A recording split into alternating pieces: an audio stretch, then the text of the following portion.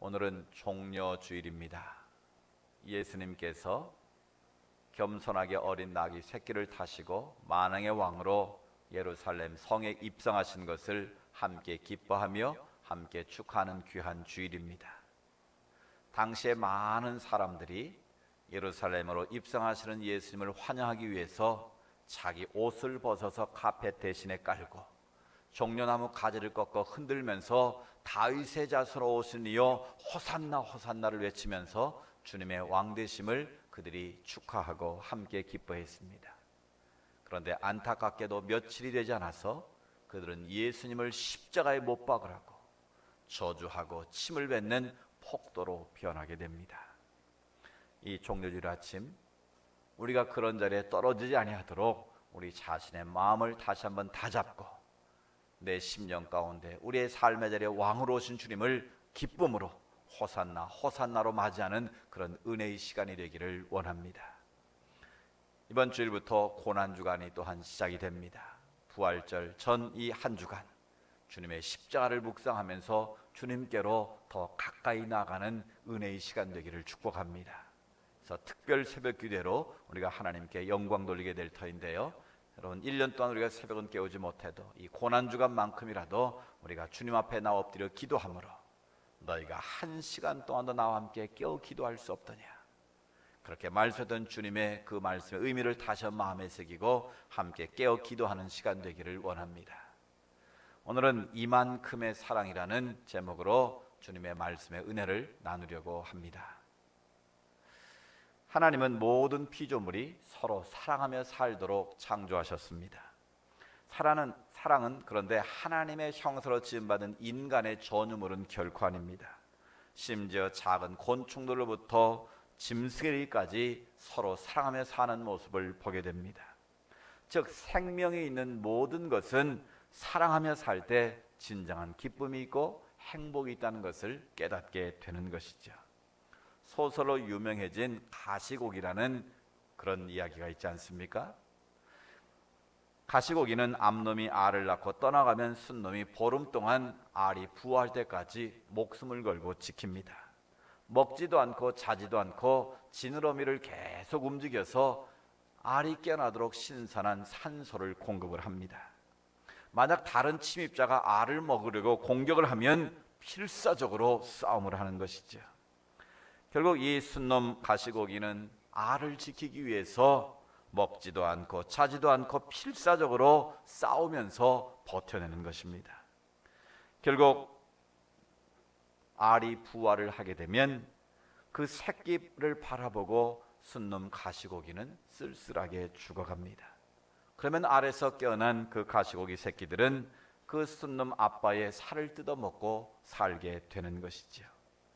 새끼를 위해서 생명 걸고 싸우고 죽어서도 자기 몸을 새끼를 위해서 온전히 주는 그런 가시고기의 슬픈 그 사랑을 우리는 알고 있습니다. 그럼 펭귄의 사랑은 어떻습니까? 펭귄은 얼음 위에다 알을 낳으면 알이 부화할 수 없기 때문에 이 펭귄의 발등이 솜털처럼 푸근하기 때문에 그곳에다 알을 낳는다고 합니다. 이 엄마 펭귄은 알을 낳은 후에 먹이를 구하러 멀리 바다로 향하게 됩니다. 그러면 이 아빠 펭귄은 자기 발등 위에 놓인 그 알을 부화시키기 위해서 꼼짝도 하지 않고 60일 동안을 비석처럼 견뎌내게 됩니다. 얼마나 춥겠습니까? 얼마나 견디기 힘든 고통이겠습니까? 그런데도 꼼짝도 하지 않고 서서 그 알을 덮어서 부화를 시키는 겁니다. 60일이 지나면 어미 펭귄이 뱃속에다 많은 먹이를 담고 오는 것이죠. 그러면 이제 순놈 그 아빠 펭귄 위에서 알이 깨어나면 펭귄이 나오게 됩니다. 그런데 무정하게도 이 엄마 펭귄은 남편은 돌아보지도 않고 새끼 펭귄만을 먹이게 된답니다. 그러니까 2달 동안 먹지도 않고 기진맥진한 이 수컷 펭귄 어떻게 되겠습니까? 쓰러져 최후를 맞이하게 된다라는 것이죠. 자기 생명을 그 알을 부화시키기 위해서 끝까지 목숨 걸고 그 지키는 수컷 펭귄의 눈물겨운 사랑을 우리는 기억하는 것이죠. 짐승 중에 사람과 가장 닮았다는 원숭이의 사랑 역시 눈물겹습니다. 진나라의 환공이라는 사람이 있었는데 배를 타고 삼엽 계곡을 따라 내려가는데 마침 하인 한 사람이 새끼 원숭이 한 마리를 잡아왔답니다. 그 계곡을 따라 쭉 내려가고 있는데 어미 원숭이가 그것을 나중에 알았나 봐요. 백리길을 계속 원숭이가 따라오면서 울부짖더라는 거예요. 새끼를 돌려달라는 듯이. 그래서 새끼를 돌려주지 않으니까요, 마지막에는 그 위에서 뱃머리로 자기가 뛰어내려서 머리가 깨져서 죽더라는 거예요. 사람들이 하도 신기해서 그 어미 원숭이의 배를 갈라보니까 그 창자가 다 갈기갈기 찢어져 있더라는 거예요. 얼마나 애통하는 마음으로 그 자식을 찾기 위해서 그 부르짖고 애통해 했던지 그 창자가 다 찢어져서 죽었다라는 거예요. 여기서 바로 창자가 찢어지는 아픔이라는 말이 나왔다는 거예요. 이 단장의 고통이라는 말이 바로 여기서 나왔다는 거예요. 자기 새끼를 얼마나 사랑했으면 그 창자가 끊어지는, 다 찢어지는 그런 아픔을 토하다가 죽었느냐라는 거예요. 여러분, 이처럼 미물들도 자식을 향한 그 사랑은 정말 한이 없다라는 겁니다. 이런 곤충이나 어류, 짐승뿐이겠습니까? 자식을 향한 그 부모의 사랑은 또한 어떻습니까?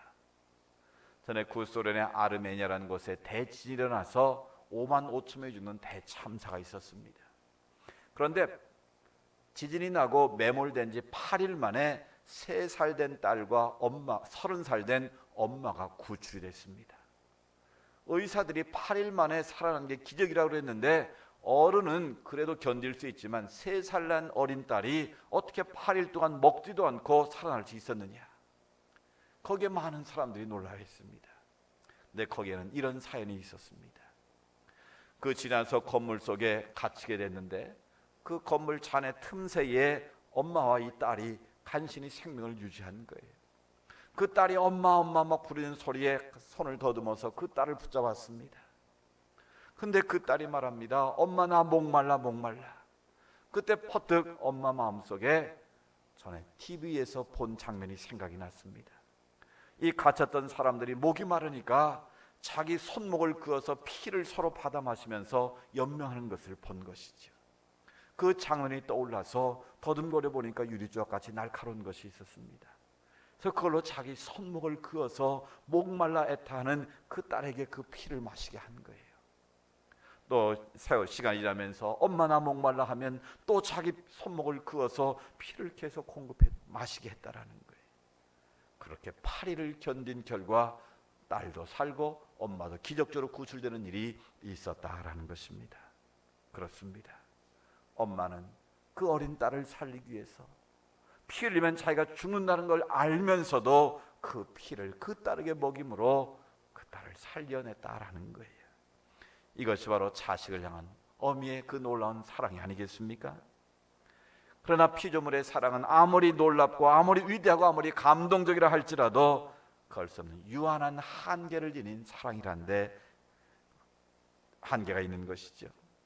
피조물은 아무리 자식을 사랑한다 할지라도 그 사랑이 한결같을 수는 없다라는 거예요. 부모가 아무리 자식을 사랑해도 결국은 자기중심적인 이기심의 벽을 넘기는 쉽지 않다라는 거예요. 그래서 나이가 들면 부모들이 그런 말 하지 않습니까? 내가 너를 어떻게 키웠는데. 무슨 보상받으려고 키운 건 물론 아니지만 자식들이 부모를 잘 공개하지 않으면 내가 너를 어떻게 키웠는데 결국 그 안에는 내 안에 넘지 못하는 이기심이 어딘가에 있었다라는 것을 반증하는 것이죠. 결국 인간의 사랑은 한계가 있다는 것입니다. 내가 아무리 자식을 사랑해도 그 사랑은 어딘가 이기심이 남아있고 또 필요할 때 모든 것을 다 줄 수 없는 안타까움이 있다라는 거예요. 제 친구 목사 아들이 나이 30인데 갑자기 눈이 좀 좋지 않아서 눈에 집어넣는 간단한 수술을 했어요. 그게 제일 간단하고 안전하다고 그래서 했는데 이게 감염이 되는 바람에 그 다음 날부터 눈이 보이지가 않는 거예요. 그래서 갑작스럽게 그래서 병원에 갔더니 빨리 큰 병원으로 가라고 성모병원에 보내줘서 가니까 눈에 감염이 너무 심하다는 거예요. 그래서 계속 항생제를 투여하고 소독을 하는데도 보이지가 않는 거예요. 급기야는 마취도 하지 않고 눈동자에다 왼쪽 오른쪽에 그 항생제를 집어넣는 그런 주사를 놨어요. 무려 2번씩이나 그렇게 했는데도 이게 회복이 안 되는 거예요. 그래서 이제 의사들이, 안과 의사들이 제일 싫어하는 수술이 바로 그걸 합니다. 이 안구를 빼내 가지고 그걸 소독하고 뒤에 있는 시신경을 치료하고 다시 집어넣는 건데, 그건 마지막 수단이라는 거예요. 근데 결국은 안 돼서 지난주에 그 수술까지 하게 됐습니다. 그런데 더 안타까운 것은 이제 가스를 집어넣어 가지고 인공적으로 그 눈이 이제 회복되기를 기다리는 건데 2달 동안은 앞을 볼 수 없다라는 거예요. 근데 더 큰 문제는 2달이 지나도 이게 시신경이 살아나고 이 눈의 신경이 살아서 볼 수 있을지 없을지는 아무도 모른다는 사실이에요. 그래서 우리가 함께 중보하고 있는데요, 그 목사님이 저한테 그러시더라고요. 차라리 내 눈이 저렇게 되면 차라리 괜찮겠는데 30살 된 그 아들이 갑자기 그러니까 자기 눈을 빼줄 수만 있으면 빼주고 싶은데 그렇게 하지 못하는 마음이 너무 안타깝다라는 거예요. 본인도 안타깝지만 그것을 바라보는 그 부모의 심정이 오죽하겠습니까? 여러분, 이게 우리의 한계라는 거예요. 아무리 부모가 자식을 사랑해도 그것을 다 표현할 수도 없고 다 주고 싶어도 줄 수 없는 것이 우리 인간 사랑의 한계라는 것이죠. 그러나 여기 변치 않는 사랑이 있습니다. 생명까지 바쳐서라도 우리를 구원하시는 놀라운 하나님의 그 십자가의 사랑이 있습니다. 우리 인간의 사랑은 유한하고 한계가 있지만 우리를 향한 하나님의 그 놀라운 사랑은 끝이 없습니다. 영원히 변치 않는 사랑, 모든 것을 가능하게 하는 그런 사랑인 것이지요. 오늘 우리가 읽은 본문 요한복음 3장 16절 말씀, 예수를 믿는 사람이라면 가장 좋아하는 말씀이기도 하고 가장 먼저 암송하는 구절이기도 합니다. 우리 요한복음 3장 16절 말씀을 우리 다시 한번, 암송하는 분은 암송하시고 또 암송 못하신 분들은 한번 같이 읽겠습니다. 시작. 하나님이 세상을 이처럼 사랑하사 독생자를 주셨으니 이는 그를 믿는 자마다 멸망하지 않고 영생을 얻게 하려 하심이라. 아멘. 하나님이 세상을 이처럼 사랑하사 독생자를 주셨으니 이는 그를 믿는 자마다 멸망하지 않고 영생을 얻게 하려 하심이라. 아멘. 여러분, 이 말씀을 날마다 마음에 새기시기 바랍니다. 이 말씀만큼 여러분 꼭 암송하시기를 바랍니다. 오늘 이 말씀은 우리를 향하신 하나님의 사랑이 얼만큼 큰 것인가를 가장 잘 보여주는 한 구절의 말씀입니다. 하나님이 우리를 사랑하셨는데 얼만큼 사랑하셨다고요? 이처럼 사랑하셨다라는 거예요. 제 막내 아들 근하기가 어렸을 때 제가 너 아빠 사랑해? 얼만큼 사랑해? 그러면 이만큼 그래요. 그럼 이만큼이 얼만큼인데? 그러면 하늘만큼 땅만큼. 그러니까 아들의 사랑은 그 표현이 하늘만큼 땅만큼 이만큼의 사랑이 최고의 사랑임을 표현한 것이죠. 우리 하나님 아버지의 사랑도 마찬가지입니다. 하나님이 세상을 얼만큼이요? 이처럼 이만큼 사랑하셨다는 거예요. 오늘 이 말씀은 우리를 향하신 그 하나님의 사랑의 크기를 우리에게 보여주는 가장 귀한 말씀입니다. 우리를 향하신 그 하나님의 사랑은 어떤 사랑입니까? 독생자를 주셨으니 그랬어요. 여러분, 부모가 자식을 사랑해도 생명을 주는 것은 쉽지 않은 것 아니겠습니까? 특히 자식을 위해서 아빠는 절대 목숨까지 걸지는 않는다고 그러더라고요. 그런데 엄마는 어떻습니까? 철길에 철없이 아이가 놀고 있는데 막 기차가 막 오면 아빠는 야 피해 그러지 안 뛰어든다는, 그런데 엄마는 아무 생각 없이 뛰어든다는 거예요. 이 모성이 부성보다 더 강하다는 것을 보여주는 것이죠. 그런데 하나님 아버지의 사랑은 어떤 사랑입니까? 독생자 예수 그리스도, 하나밖에 없는 그 아들 예수를 우리를 위해서 줄까 말까 고민하신 것이 아니라 주셨으니, 이건 현재 완료 형태로 되어 있어요. 그냥 주저하지 않고 단번에 그 아들 예수를 우리를 위해서 주셨다라는 거예요. 그 하나님의 사랑은 아들을 내어주신 사랑이라는 것입니다. 우리를 죄로부터 구원하시려고, 우리를 살리시려고 하나님 아버지는 그 아들 예수 그리스도를 단번에 십자가에 들이셨다라는 거예요. 왜 그러셨습니까? 믿는 자마다 멸망치 않고 영원한 생명을 얻게 하시려고 그러셨다는 거예요. 우리가 예수를 만나게 되는 어떤 사람들이었습니까? 에베소 2장에 보면 우리는 불순종의 자녀요, 진노의 자녀요, 어둠의 자식이었다고 말합니다. 공중 권세를 잡았던 마귀의 권세를 따르는 그런 멸망받아 마땅한 그런 자들이었다는 거예요. 그런데 우리의 힘으로는, 우리의 능력으로는 그 죄를 용서받을 수 없는 자들입니다. 우리가 아무리 의롭게 살고 바르게 살아도 우리의 힘으로 우리의 죄를 용서받을 수 없는 죽어 마땅한 인생들이었다라는 거예요. 여러분 어떻습니까? 이 세상에 자기 의로 구원받을 사람은 아무도 없습니다. 로마서 3장에 보면 의인은 없나니 하나도 없다고 말씀합니다. 자기의 의로운 행으로 죄 용서받아서 하나님 앞에 이를 자는 아무도 없다라는 거예요. 우리는 원래 어떤 자들입니까? 죄로 물든 장아찌와 같은 인생들이에요. 여러분 장아찌 아시죠? 무를 뽑아가지고 그냥 담궈놓으면 소금을 안 쳐도 나중에 그제 소금이 간이 배면 그 먹어도 짜지 않습니까? 어쩌면 우리는 죄의 장아찌와 같은 인생들이에요. 죄에 쩔고 쩔어서 도저히 주님 앞에 나올 수 없는 그런 인생들이었다는 거예요. 감히 거룩하신 하나님의 존전에 나와서 아버지 하나님을 나의 아빠라고 부를 수 없는 그런 인생들이었다라는 거예요. 여러분 지금은 우리가 이 거룩하신 하나님의 존전에 나와서 찬양을 드리고 말씀을 듣고 이렇게 예배를 드리고 있지만, 여러분 구약시대에는 이 지성소에 아무도 들어올 수가 없었어요.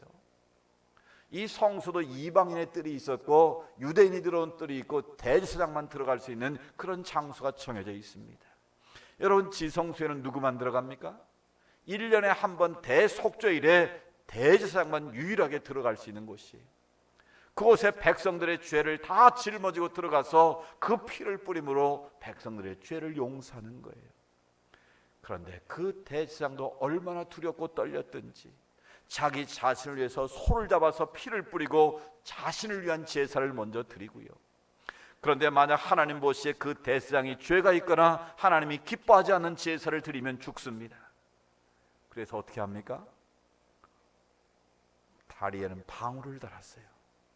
그리고 허리에는 줄을 묶고 지성소에 들어간 거예요. 왜 그랬을까요? 하나님의 진노가 임해서 대상을 치면 그는 죽는 거예요.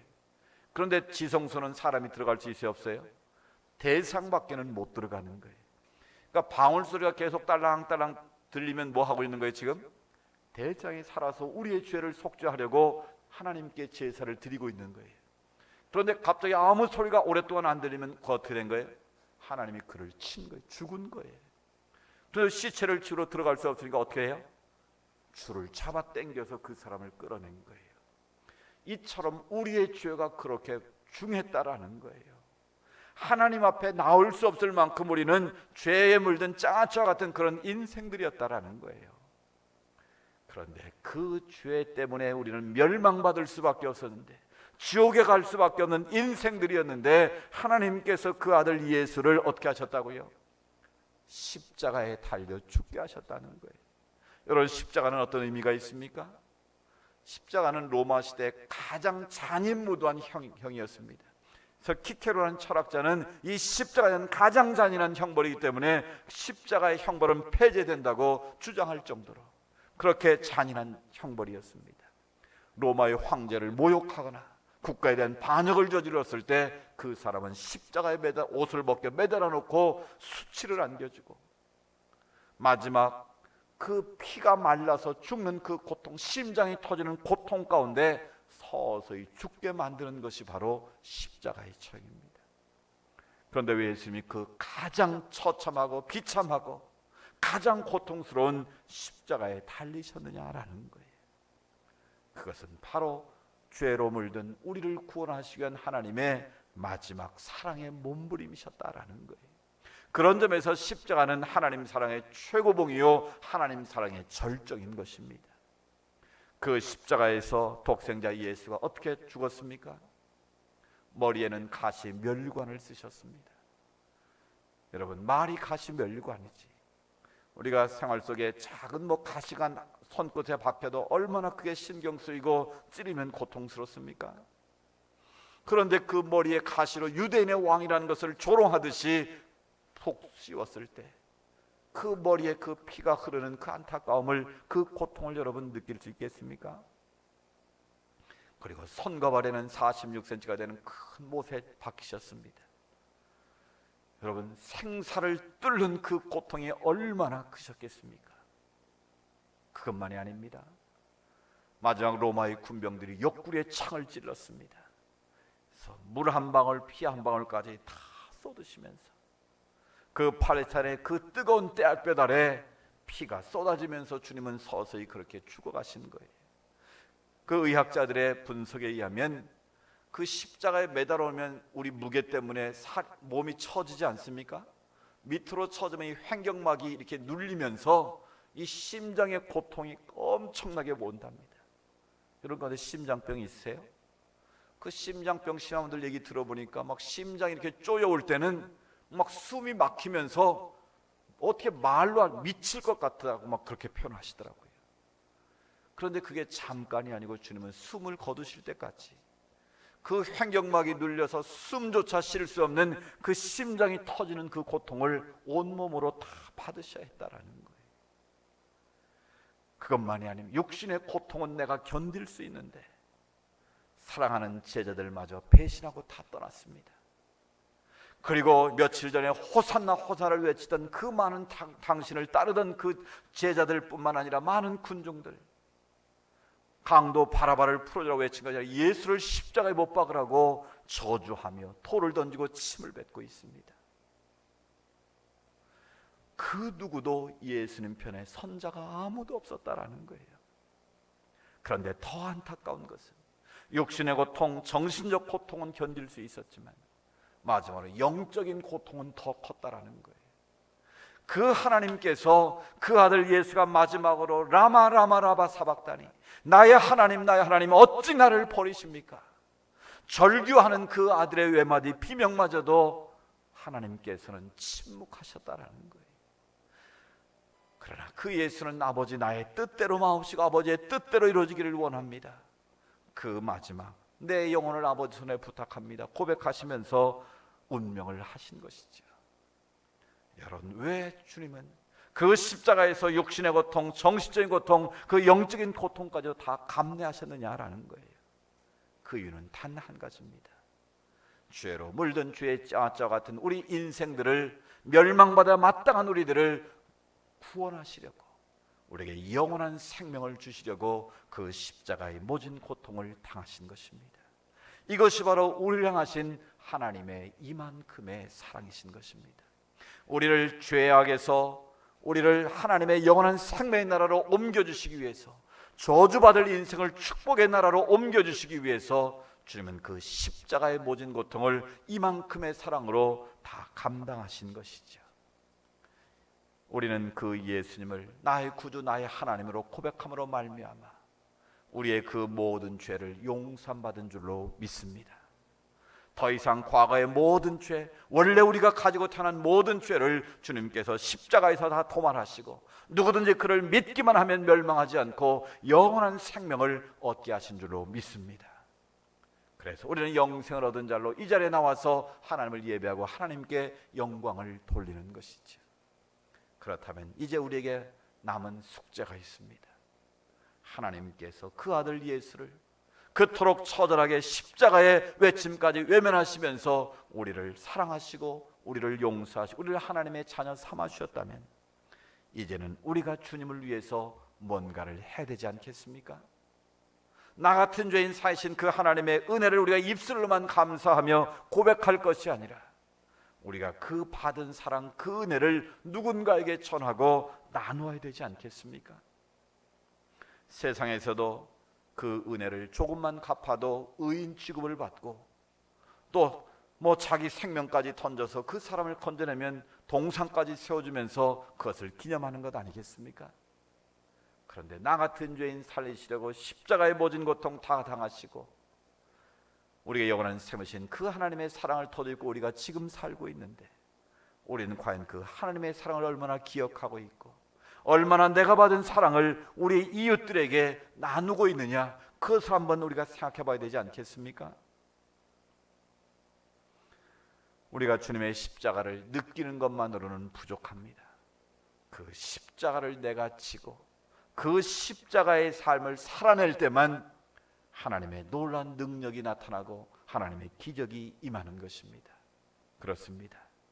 우리가 부활주의를 앞두고 이 한 주간을 기도하며 보내게 될 터인데요, 그것은 바로 우리가 받은 십자가의 사랑을 부족하지만 누군가에게 함께하고자 하는 우리의 결단을 하나님 앞에 올려드리는 것입니다. 우리 주변에 연약하고 힘든 자가 있다면 그를 위해서 내가 위로의 말 한마디도 나누는 것이 십자가의 사랑을 나누는 것이고요, 내가 찾아갈 수 없다면 하나님 앞에 엎드려 그 영혼을 위해서 중보함으로 그 십자가의 사랑을 나누는 거예요. 그것이 내 몸이든 물질이든 내 관심이든 정서든 상관없이 주님의 이름으로 내가 받은 사랑을 나눌 때 하나님의 역사가 임하고 그것을 통해서 하나님의 생명이 살아나는 기적이 임한다는 것입니다. 특별히 우리가 하나님의 사랑을 나눌 때 최고의 방법이 무엇일까요? 우리가 물질로 구제도 할 수 있고 우리의 몸으로 도와줄 수도 있습니다.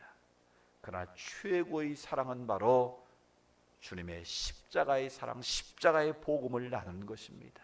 나도 당신처럼 죄 짓고 지옥과 멸망받을 인생인데 내가 예수 믿고 구원받은 하나님의 자녀가 되어서 내가 지금 이렇게 기쁨 가운데 주님을 찬양하며 살고 있습니다. 당신도 예수 믿고 구원받아야 됩니다. 당신도 예수 믿어야 새 생명을 얻고 하나님 나라를 선물로 받을 수 있습니다. 예수 믿고 구원받으세요. 이 생명의 복음을 전하는 것이 하나님의 사랑을 최고로 실천하는 가장 중요한 방법인 줄로 믿습니다. 그래서 나를 통해서 누군가 멸망받을 인생의 구원을 얻고 지옥 갈 인생의 천국 갈 수 있다면 그것보다 더 귀한 사랑이 어디 있겠습니까? 미국 보스턴의 한 정신병원에 부모도 포기하고 의사도 포기한 한 소녀가 누워 있었습니다. 바짝 말라서 정말 죽을 날만을 기다리며 살고 있는 그런 안타까운 상황이었습니다. 그러나 어느 날 병원에서 은퇴한 나이가 많이 든 간호사 한 분이 찾아왔습니다. 자원봉사하러 왔다가 그 병원 한 칸에 한 구석에 인공호흡기를 쓰고 죽을 날을 기다리고 있는 어린 소녀를 본 것이죠. 너무너무 마음이 불쌍하고 안타까워서 이 아이를 내가 책임지고 돌보겠습니다, 그렇게 말을 합니다. 그러자 의사들이 이 아이는 부모도 포기하고 우리도 포기한 애입니다. 괜히 헛고생하지 말고 그냥 내버려 두십시오. 그날부터 이 노 간호사는 그 아이를 위해서 주님의 사랑을 나누기 시작합니다. 얼굴을 씻어주고 주물러주고 만져주고, 그리고 정성껏 가슴에 품고 그 아이를 위해서 기도합니다. 그리고 찬송가를 계속 불러줍니다. 하루 이틀 사흘 몇 달이 지나도 아무런 반응이 없습니다. 버림받은 그 아픔과 고통이 너무 크기에 이 아이는 너무너무 힘든 거예요. 그래서 6개월이 지난 시간이었습니다. 노 간호사 육신적으로 많이 지쳤습니다. 과연 이 아이는 변화될 수 없는 것일까? 그런데 그 아이를 품에 안고 찬양하고 기도하다가 잠이 들었는데 어렴풋하게 찬송 소리가 들려오는 것이었습니다. 이게 무슨 소린가 봤더니 그 아이가 입술을 이렇게 달싹거리면서 흥얼거리는 그런 소리였습니다.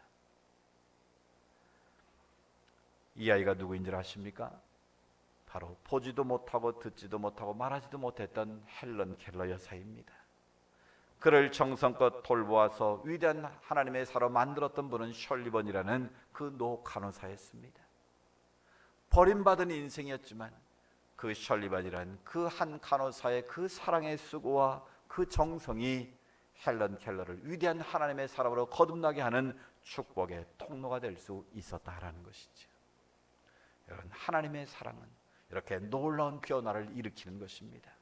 죽은 자도 살리고 아무런 희망이 없고 절망권된 영혼들을 희망의 삶으로 생명의 삶으로 나아갈 수 있게 하는 것이 바로 하나님의 십자가의 사랑인 것이죠. 우리는 그 하나님의 이만큼의 사랑을 받고 여기까지 왔습니다. 그렇다면 이 한 주간 동안 우리가 주님 앞에 가는 그 순간까지 우리가 받은 그 놀라운 사랑을 누군가를 위해서 베풀고 나누고 섬겨야 되지 않겠습니까? 나만 예수로 구원받아 천국 가는 인생이 아니라 아직도 멸망길에 달려가는 그 인생들에게 우리가 받은 이만큼의 사랑을 베풀고 나누고 전해야 되지 않겠습니까? 다시 한번 주님의 그 십자가의 사랑을 내 마음에 새기면서 우리가 받은 그 놀라운 하나님의 사랑을 우리 이웃들에게 함께 나눔으로 또 다른 생명을 살리는 축복의 통로로 우리 모두가 쓰임 받기를 주의 이름으로 축복합니다.